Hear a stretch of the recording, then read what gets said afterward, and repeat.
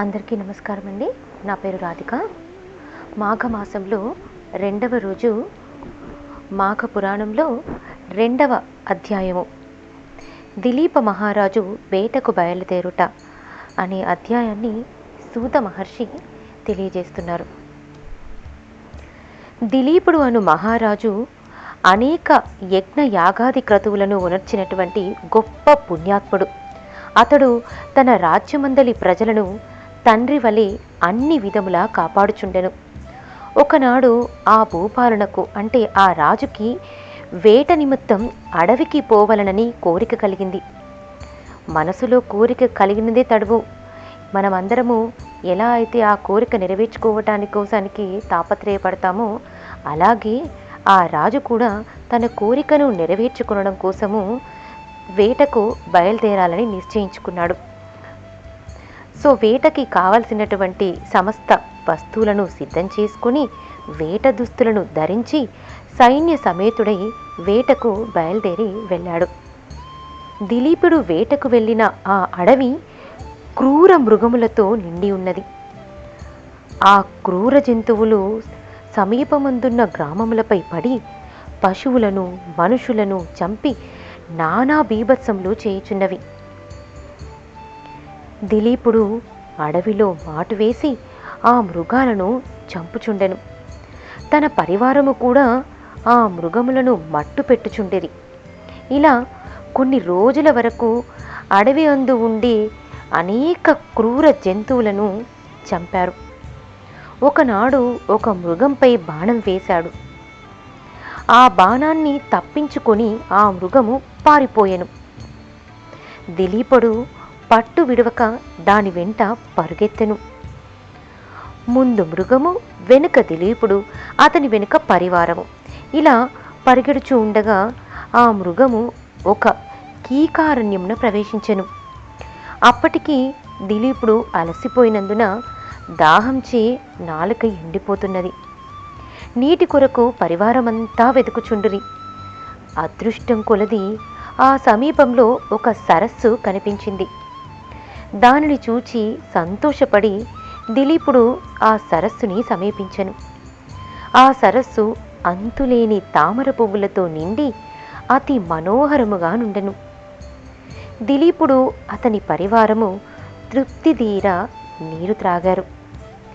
గట్టుపైన ఉన్న వటవృక్షం కింద అలసట తీర్చుకొనుచుండగా దిలీపుడు వేటలో చెల్లాచెదురుగా తరిమివేసిన పులులు, సింహాలు, అడవి పందులు మొదలైన జంతువులన్నీ కూడా ఆ సరస్సు వద్దకే వచ్చి చేరినవి. దిలీపుడు అతని పరివారము వాటిని చూచి గురిపెట్టి బాణములను వేసి చంపిరి. దిలీపుడు సంతోషించి వాటి చర్మాలను ఒలిపించి తన నగరమునకు బయలుదేరి వెళ్ళిపోవుచుండెను. అట్లా ఇంటి ముఖం పట్టి వెళ్ళుచున్న సమయమున మార్గమందు ఒక సద్బ్రాహ్మణుడు ఎదురయ్యాడు. ఆ బ్రాహ్మణుడు బ్రహ్మ తేజస్సు కలిగి ప్రకాశించుచుండెను. ఆ బ్రాహ్మణుని చూడగానే దిలీపుడు ఆగి చేతులు జోడించి నమస్కరించి నిలబడి ఉండెను. ఆ బ్రాహ్మణుడను క్షణమాగి ఆ రాజునుగాంచి ఇతని ముఖవర్చస్సు చూడగా గుణవంతుని వలెనున్నాడు, ఇతనికేదైనా ఉపకారము చేయటం మంచిది అని మనసులో తలచి, మహారాజా, శుభకరమైన ఈ మాఘమాసంలో సరస్సు దగ్గరలో ఉన్నను, అందులో స్నానం చెయ్యకుండా ఇంటికి పోవుచున్నావేమి? మాఘమాస మహత్యం నీకు తెలియదా అని ప్రశ్నించాడు రాజుని. ఆ బ్రాహ్మణుని మాటలకు దిలీపుడు ఆశ్చర్యపడి ఆ వృద్ధ బ్రాహ్మణుని చూచి, విప్రోత్తమా అంటే ఓ బ్రాహ్మణ, అటుల ప్రశ్నించారేమిటి అని ఆశ్చర్యంతో పలికెను. పరమ పావనమైన మాఘమాసం కదా అని జ్ఞాపకం చేయుచుంటినని బ్రాహ్మణుడు పలికెను. చిత్తము స్వామి, నాకు గుర్తులేదు. రాజప్రాసాదమున నున్న పురోహితులు చెప్పియుందురు.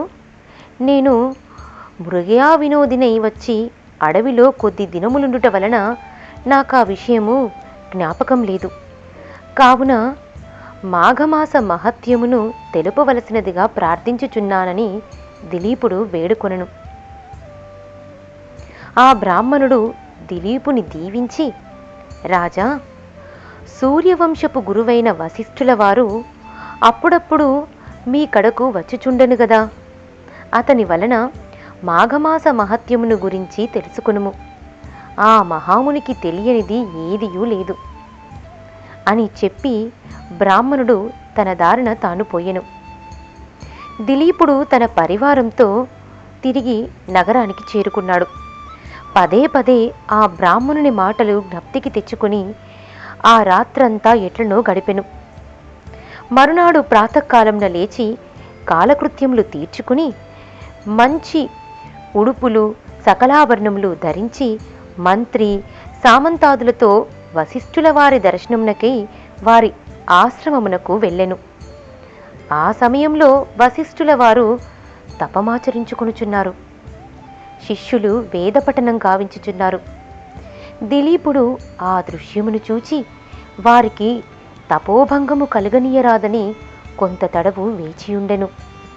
దిలీప మహారాజుకు వశిష్ఠుల వారు గురుతుల్యులు. అందుచే గురుభక్తి మిక్కుటముగా నుండెను. మరికొంతసేపటికి వశిష్ఠుడు తపస్సు నుండి లేచి రాజుని కుశల ప్రశ్నలు అడిగి ఉచితాసనంపై కూర్చుండబెట్టి వచ్చిన రాజుని కారణమేమని అడిగెను. దిలీపుడు వశిష్ఠునితో, ఋషిసత్తమా, తమ వలన నేను అనేక రాజధర్మములు పురాణ ఇతిహాసములు విని సంతుష్టుడనైతిని. కాని మాఘమాస మహత్యము గాని దాని ధర్మములు గాని తెలియనందున ఆ విషయములు తమ నుండి తెలుసుకునగోరి తమ వద్దకు వచ్చితిని. కావున పరమపావనము మంగళప్రదము అయిన మాఘమాస మహత్యమును వివరించవలసినదిగా కోరుచున్నాను అని రాజు అడిగాడు. అవును మహారాజా, నీవు కోరిన కోరిక సమంజసమైనదే. మాఘమాసం యొక్క మహత్యము ప్రతి ఒక్కరూ తెలుసుకుని తరించవలసిన ఆవశ్యకత ఎంతైనా కలదు. మాఘమాసం యొక్క మహత్యమును వర్ణింప నాకు కూడా శక్యము కాదు. ఇతర ఏ దినములలో చేయు పూజా క్రతువులు గాని యాగములు గాని ఇవ్వనంత ఫలము కేవలము మాఘమాసములో చేయు నదీ స్నానము వలన కలుగును. అంటే మాఘమాస స్నానానికి అంతటి గొప్ప ఫలము కలుగుతుంది అని చెప్తున్నారు. అటువంటి ఫలమునిచ్చు మాఘమాసము అన్ని విధముల శుభప్రదమైనది. కావున మాఘమాసమునందు చేయు నదీ స్నానము వలన మనుషులు పుణ్యాత్ములు అగుచున్నారు. అంతయేగాక మాఘము అన్ని విధాల పుణ్యప్రదమైనది. అదియునుగాక పుణ్యకార్యము వలన స్వర్గలోక ప్రాప్తి తాత్కాలికంగా కలుగును గాని మాఘమాసములో సంపాదించిన ఫలము వలన శాశ్వత స్వర్గలోక ప్రాప్తి కలుగును. ఇంతకన్నా మహత్తు గలది మరొకటి లేదు అని సూత మహర్షి 2వ రోజు పురాణమును చెప్పి ఉన్నారు. తిరిగి రేపు 3వ రోజు 3వ అధ్యాయంతో మళ్ళీ కలుసుకుందాము.